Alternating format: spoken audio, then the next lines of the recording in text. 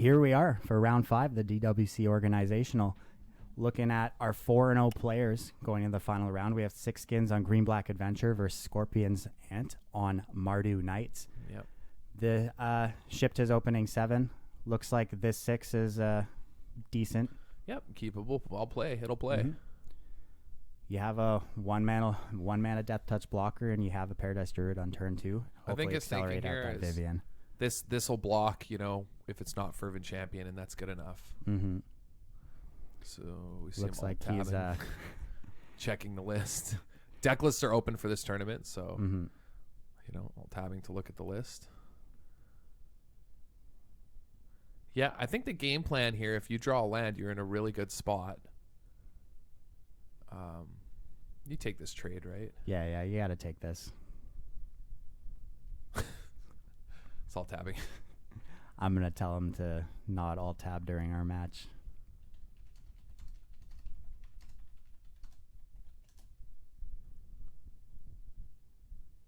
People without 2 monitors, SMH. Imagine in the year 2019 not having 2 monitors. Not hitting land there is rough. I like the block. Yeah, I like making that trade here. We have a Paragon on the other side of the board, so let's see what 3 mana play Scorpion's Ant can bring to the table. It's getting real awkward though for 6 Skins. If they don't find a land off the top, we're in a real awkward spot. Yeah, because then you're playing a Vivian, putting counters on stuff, and then that's it, Yeah. All right. Just taking a quick look at the sideboard, see what's going on. Yeah, let's see what's going on. So, if you're sitting in 6 Skins seat here and you don't draw a land, what are we looking to do? Are we just playing a Vivian and we shooting down a creature on the other side of the board, or are you going up making a Paradise Druid big? I'm making my Paradise Druids big, because then I'm hoping my Vivian survives and I get to just play the Murderous Rider as a creature and make it big. Mm-hmm. Because I think I'm winning by just making a giant life-linked Murderous Rider. Yeah. I don't think game 1 he has enough removal for me to not do that. Mm-hmm. Really hoping to hit an untapped land here, though, because if we get to go Nissa onto this board, then we're good. Things are looking really good. Yeah, then we're good. I don't know, though, because Ambercleave changes everything. Yeah. Like, if he just goes, land attack us, and then we make a weird block and get Ambercleave, the game just might be over on the spot. Yeah, Embercleave is a wrench in the plans, and it's really going to steal this game away if we can't find any lands off the top. Yeah, and he shocked himself, so I think he probably has another Blacklands Paragon, I'm guessing. And that's why he's tanking here. He probably has options about whether he wants to play Knight or what he's thinking about here. So, yeah, I'm not really sure, but it's close. This is, of course, playing for undefeated in Swiss. First seed in the top 8. Yep. So, I get it. Yeah, important match here. Fine finality, probably the worst draw in your entire deck, I would say, at this point in the game. If you had lands, it'd be nuts. But right now, it's pretty ugly. You just got to play this Nissa, I think, and hope that... The Vivian? The Vivian. You got to play the Vivian, tick it up, and hope that he attacks it instead of you, and you just don't die. Yeah, it's really awkward because I feel like there's another Blacklands Paragon coming down, and we play this Vivian, we tick it up on our Paradise Druid. We have a 4/3, but we have nothing back to block the creatures on the other side of the board, so it's just a free attack to kill Vivian. Yeah, we get counters out of it, which maybe don't matter. Perhaps then the option here is just play the body on Murderous Rider. Maybe, or you could just hold up hold it up. Yeah. And now we get to block and kill. If he Embercleaves, we get to kill what he plays the Embercleave on. Because I, looking at the deck list, if I'm playing this, I'm concerned that we're going to get untap, attacked, and Embercleaved. Yeah. So I like holding up the Murderous Rider here, which is the last option, which I think, is probably the best. It all depends. I mean, our opponent plays a land untapped here. Yeah. Okay, well. We've got a Lance. I mean, a Lance is good. It's still good. We still get to kill the creature in combat, so we're saving a bunch of damage. Yeah. Unsure if you want to throw a Paradise Druid in front of something because you kind of need the mana at this point. Yes. So you're kind of... You can take 4. Yeah, you're you're at 17. I think you can afford to take the 4 here and just We're taking 6, but yeah.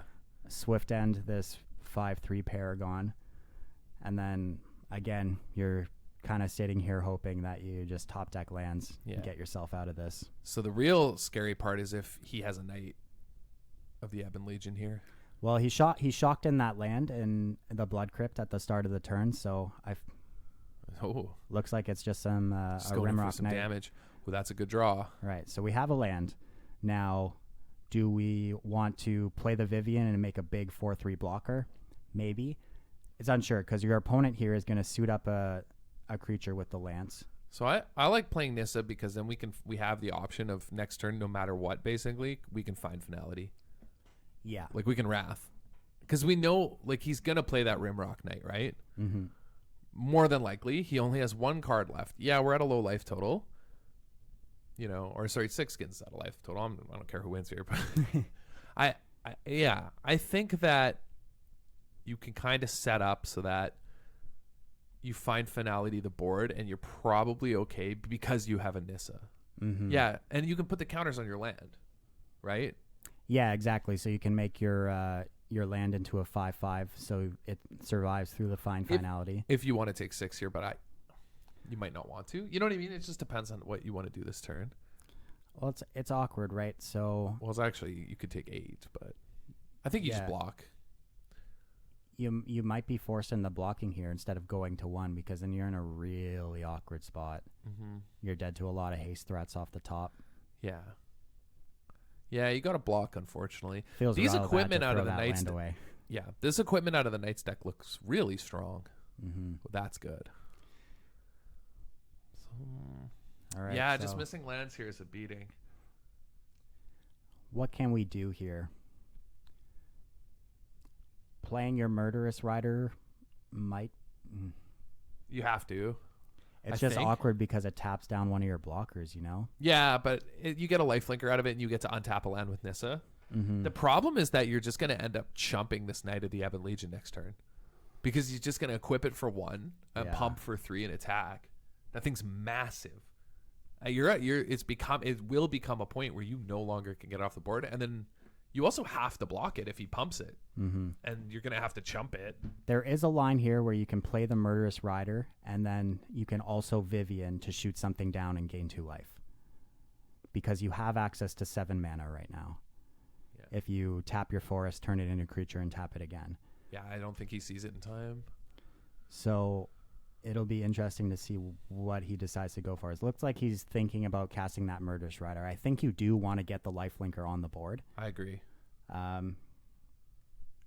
It's a little awkward, though. If you go for the 7 mana play, you are left with just the Murderous Rider on defense.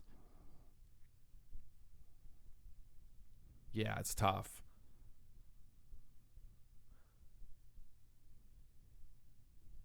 Now you can't do it, though. No, tapping the swamp there to cast the Vivian is going to prevent you from doing it. This is still not bad, though. You can down tick. You can shoot down a creature. Yeah. You have the 3/3 on defense. You have the 2/1 hexproof on defense. Yeah. You got to kill the Knight. Mm-hmm. If that thing lives. Man, if anything, this game currently is a testimony to the power of Nissa 5. We missed 3 points of damage there with the forest, though. 3/1 Rimrock Knight can't block. Yeah. So could have got in there. Yep. But yeah, the Nissa, just the fact that it's 2 lands in play, and we could have made use of 7 mana. Mm-hmm. It's just an unbelievable card. You know, this card is so incredibly powerful. It's a good draw. Yeah, Claim Contender is something that finds Embercleave. Sure does. And we still have the 1 mana to equip the Lance up and attack. Absolutely. And Embercleave is a card here that could still win the game. Yep, immediately. Yep, it's a card that will close the game next turn. You know, you can't cast it this turn, but if you find it here off a Claim Contender, the game's going to end. Because you just do it after blocks. You know, there's no good way around it. Mm-hmm. So it looks like it's a bit of a decision here on the other side of the board. Yeah, this has been a deliberate game, you know. Like players being very deliberate with their decisions. Timeouts used. Well, you're playing for a 5-0, you know? Yeah. Absolutely. Big tournament here. Big deal. Oh, was this a whiff? I think he timed out, actually. It looks like he had 0 timeouts left, and if you time out with a decision on the board, it just automatically passes the turn back. Oh. So that is huge for Six Skins here. Yeah, it looks like we got the oops from Scorpion on the other side. That's awkward.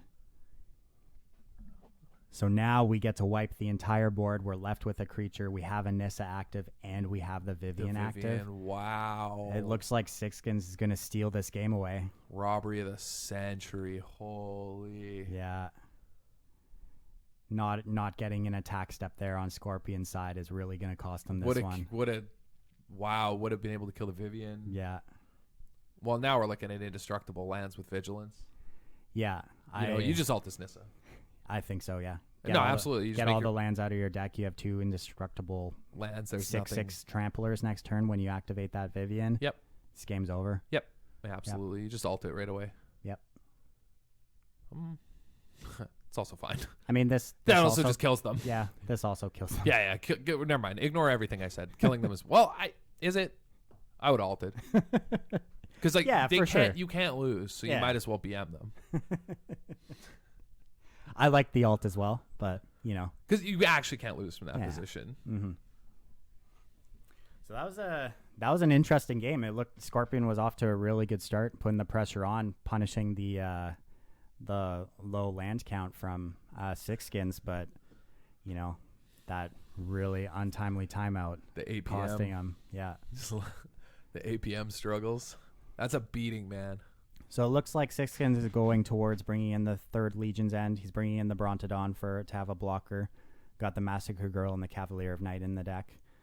Checking out to see what his opponent has in his sideboard here.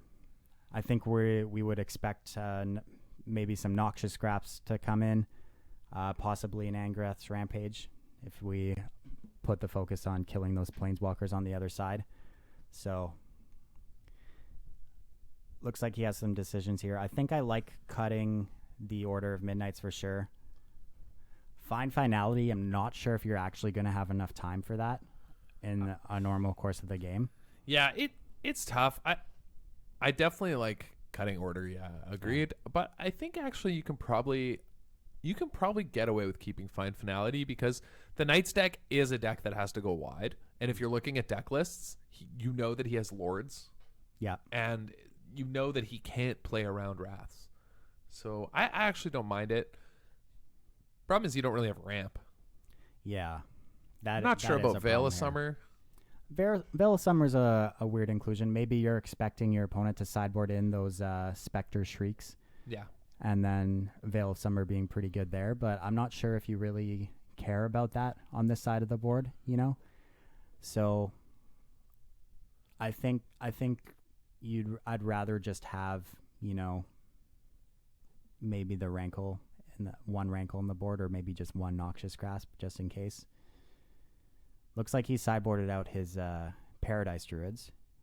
Interesting choice on that one. I think you want to be able to accelerate your Planeswalkers out, especially when you're on the draw in this matchup. Yeah.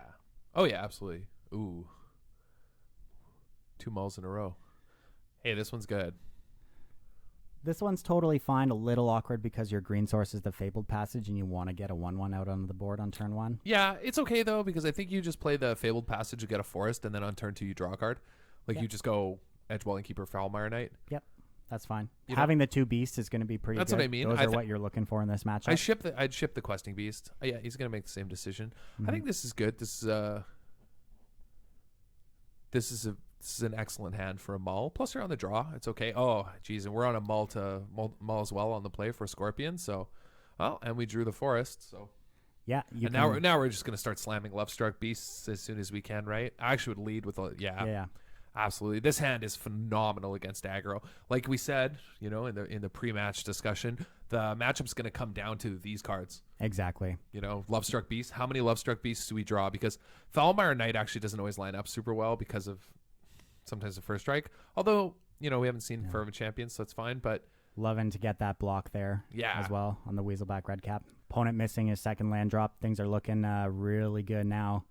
Yeah. Now we get to make the play I was talking about into turn 3. Probably just play another Lovestruck Beast if we don't draw land, which is fine because, we're in a really strong position now as far as board control.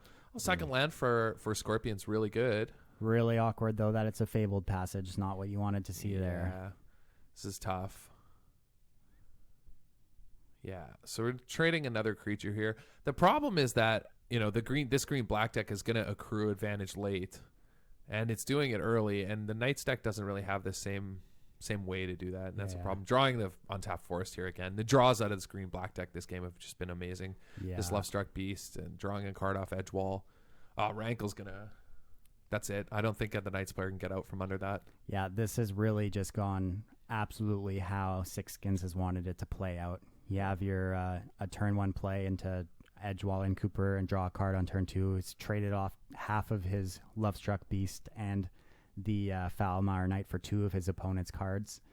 And now we have a 5/5 on the board, just locking things down and facing nothing on the other side.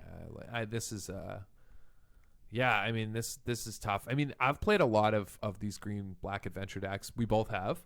And this was an incredible mull, right? Yeah. This was an very, incredible very good draw from the green-black player. I like the no attack with the Edgewall Innkeeper, playing around the Black Lance Paragon, because I don't know that you'd flash it in and block Innkeeper. You know what? Actually, I would have sent it. Because if he flashes in his 3/1 to trade for your Edgewall Innkeeper, I think at this point, you are more than okay with that. I think I agree with you here. Because... but I would have done pre-combat, though. I would have played Lovestruck Beast, the full card. Play the 1 and the 3, drew my card, then served. Yeah. Because then if he does flash in the Black Lance, you don't care. If he doesn't, you also don't care. Because you're just so ahead. And he's going to make that play anyway. So I like attacking with the Edgewall Innkeeper, actually, if you had made this play before combat, because then it just incentivizes your opponent to make a mistake. And if they don't make a mistake, who cares? Yeah, it looks like he has the Paragon. Interesting, he didn't want to trade it off for the Lovestruck Beast on the attack there. I think it's pretty important to get that card off the board if you're the Knights player, because I'm not sure how you're ever attacking through it. Does it work for itself? I can't remember. Yeah. Oh, okay. Yeah. Yeah, this Lovestruck Beast, I mean... Ooh. That's a tasty draw there, the Great Henge. This was already looking horrible for the Knights player, but it just keeps getting worse. The hits just keep coming. That's it. You just play it here and play your Paradise Druid, draw a card, gain life. The gain life, I mean, he's not going to take a single point of damage this game. Nope. Got his opponent down to 7. We're going to follow up with a Great Henge and a Paradise Druid, drawing a card and making a 3/2 hexproof. Yeah, this is just... We're in garbage time. Yeah, this is...